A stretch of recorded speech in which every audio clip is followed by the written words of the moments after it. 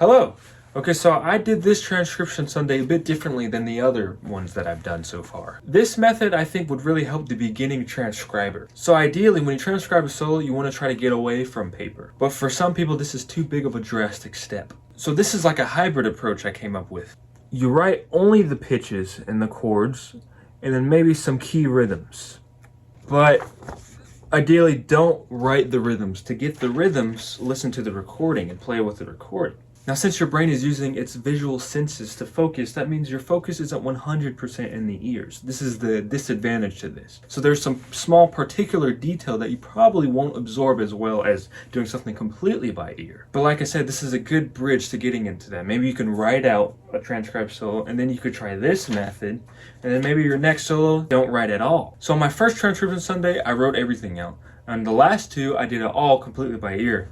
Now from this one, I'm using the hybrid approach, so you can kind of make your own observations on the pros and cons of this method, like what are all the details I'm missing, or is it really that bad, etc, etc. Now this solo, Dick Oates, man, his technique is crazy. I worked on this for about a week. The week before, I just spent transcribing it, and then I just kind of got sidetracked and worked on other things. But this whole week I was grinding the solo, and 1 week is just not enough to get some of these runs as cleanly and honestly accurately as Dick Oates did.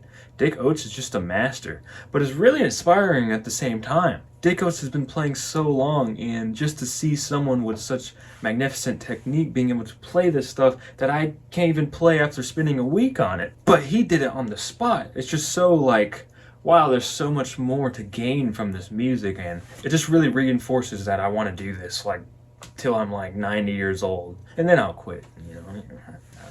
By the way, yes, I just use my iPhone mic. The camera that's recording right now is my mom's iPhone.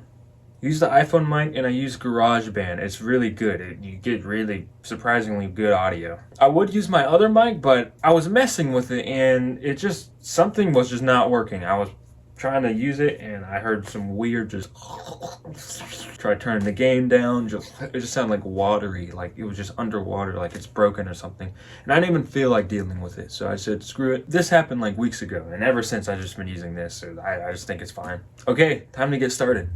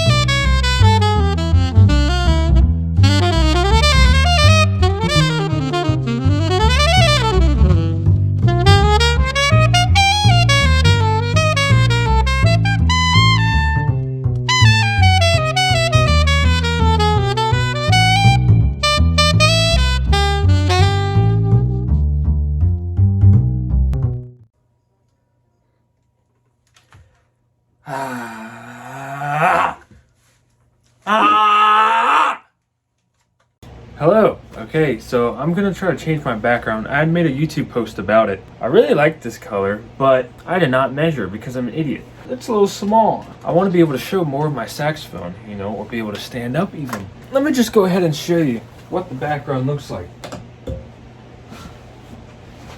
Ta-da! Actually, let me try something. I'm gonna hang this green screen up. The other side doesn't have the red on it. I'm just gonna show you why I don't use the green screen quite yet. Whoa, this brings back memories. Oh, okay, that actually looks pretty bad now. One, I don't have enough space, you know. But the closer I am, the more shadow. So in order to have a good green screen effect, I have to be kind of close, or this has to be further back.